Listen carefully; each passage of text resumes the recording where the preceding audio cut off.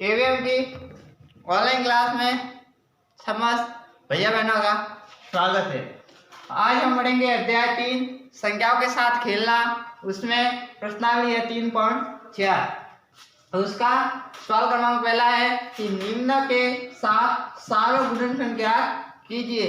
अब अपन को इसके 20 और 28 के सारों गुणनखंड ज्ञात करने हैं। तो गुणनखंड पहले अपन को गुणनखंड की परिभाषा समझनी पड़ेगी, उसके बाद ही अपन इसको हल कर सकते हैं। तो अब अपन जैसे गुणनखंड की परिभाषा है कि जैसे जो संख्या है यह संख्या किस किस संख्या से विभाजित होती है, तो जिस संख्या में वो संख्या विभाजित होती है तो वो उसका गुणनखंड होगा। जैसे अब पहला है 20 और 28। तो अब 20 के गुणनखंड है जो 1 से विभाजित होते हैं, 2 से विभाजित होते हैं, 4 से, 5 से होते हैं। फिर 20 के गुणनखंड है जो 1 है, 2 है और 4 है, 5 है और यह 10 से विभाजित होते हैं और 20 से विभाजित होते हैं। तो यह संख्या है जो यह 20 के गुणनखंड की यह 20 का यह संख्या 1 है ना, यह 20 से 1 का भाग 20 में पूरा विभाजित होता है। जैसे 2 का भाग पूरा विभाजित है, 4 से विभाजित है, 5 से विभाजित है। तो जो संख्या जिस संख्या से विभाजित होती है वो संख्या उसका गुणनखंड कहलाता है।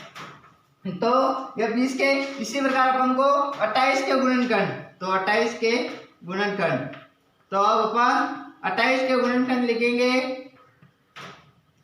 28 के गुणनखंड तो देखिए 1 से विभाजित है, 2 से विभाजित है, 1 से विभाजित है, 2 से विभाजित है और 4 से विभाजित है, 7 से विभाजित है, 14 से विभाजित है, 14 से विभाजित है और 14 से और 28 से विभाजित है। अब अपन को इस दोनों में सारों गुणनखंड, अब सारों गुणनखंड का मतलब है कि ऐसी संख्या है जिसके गुणनखंड है दिए हुए, इसमें से ऐसी संख्या है जो वो 20 को भी विभाजित करे और 28 को भी विभाजित करे। तो अब तो वो उसके सारों गुणनखंड है, यानी कि उसमें समांतर गुणनखंड। मतलब देखिए तो इसमें है 2 है, एक तो ये 2 और ये एक 4।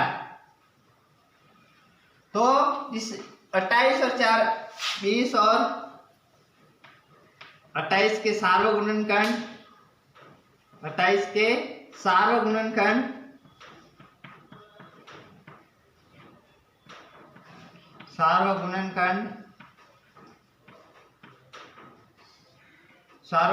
है 2 और 4।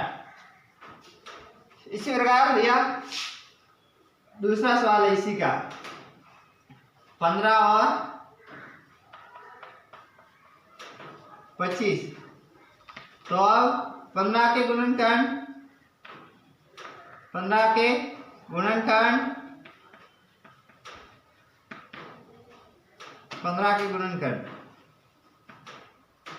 तो 15 का गुणनखंड 1 3 5, 1 3 5 और 1 3 5 और 15 स्वयं। और एक संख्या है वो सभी से एक का भाग तो सभी में जाता है लगभग। 25 के गुणनखंड,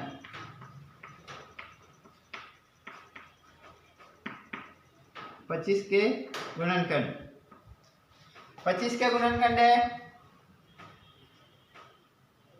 25 के गुणनखंड है 1 5 और 25। अब इसमें समांतर गुणनखंड है वो और या सार्वक गुणनखंड वो है 5। तो सार्वक गुणनखंड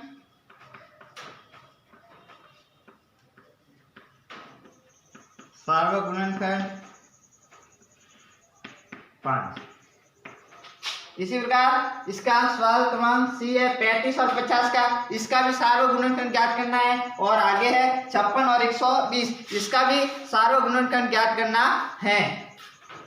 तो यह दो सवाल है, यह दो तो मैंने करवाए, यह दो सी और बी है, यह आपको सॉरी सी और डी है, यह आपको होमवर्क में करने हैं।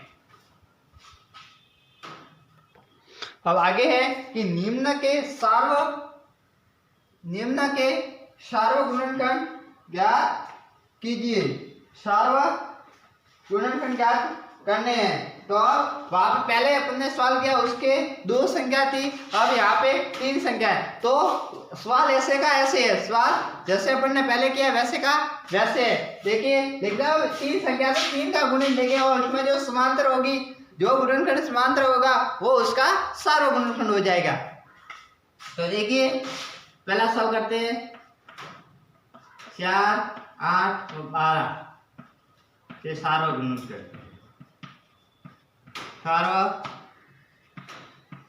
गुणनखंड, सार्वभौम गुणनखंड। तो पहले अपन 4 के गुणनखंड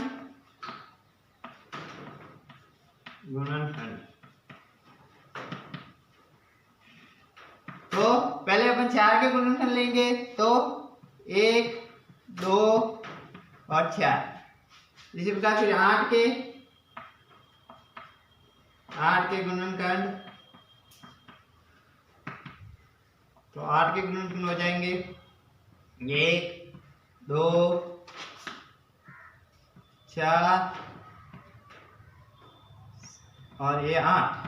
ठीक है, ये हो गए 8 के गुणनखंड। अब है 12 के गुणनखंड। 12 के गुणनखंड, तो 12 के गुणनखंड हो जाएंगे 1, 2, 3, 4, 6 और 12। अब इसमें जो समांतर होंगे वो इसके सार्वभौम गुणनखंड हो जाएंगे। एक तो है 2, एक है 4,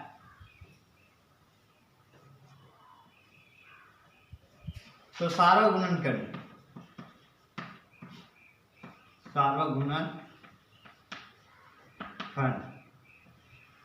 तो सार्वभौम गुणनखंड हो जाएंगे 2 व 4। इसी प्रकार ये भी है 5, 15, 25, इसका ये होमवर्क में। इसी प्रकार आगे निम्न के प्रथम 3 गुणज ज्ञात कीजिए। अब वो तो थे सार्वभौम गुणनखंड, अब अपन को गुणज ज्ञात करने। गुणज का मतलब है, गुणज की परिभाषा है कि किसी संख्या को किसी संख्या से गुणा करने पर प्राप्त संख्या उसका क्या कहलाता है, गुणज कहलाता है। तो अब बता रहे हैं कि प्रथम 3 गुणज ज्ञात कीजिए, मतलब प्रथम 3 गुणज ज्ञात करने, मतलब 6 और 8 के अपन गुणज ज्ञात करेंगे। 1 से 2 से 3 से गुणा करके जो प्राप्त होगा वो उसके गुणज कहलाएंगे। तो करते हैं, देखिए इधर हल। पहला 6 और 8, 6 के प्रथम 3 गुणज,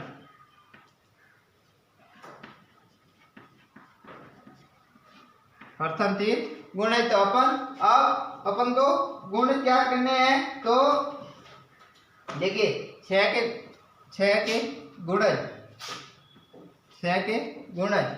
तो देखिए 6, 2 से करते हैं 12,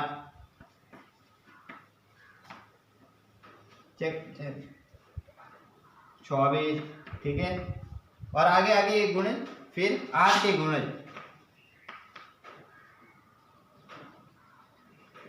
गुणज 8 के गुणज, तो 8।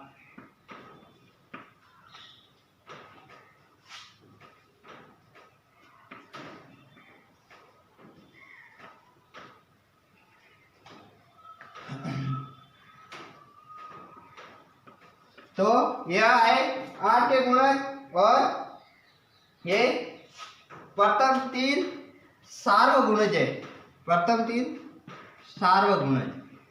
प्रथम तीन सार्वगुणज ज्ञात करने।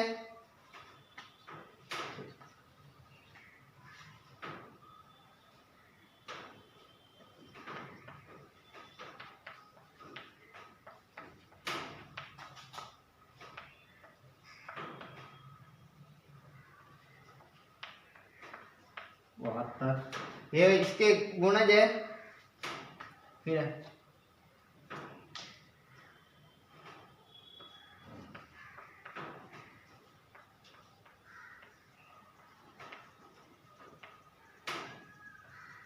ये इसके गुणज है। अब इसमें तीन सार्वगुणज है, इसमें और इसमें क्या क्या समांतर है। तो पहला गुणज तो 24,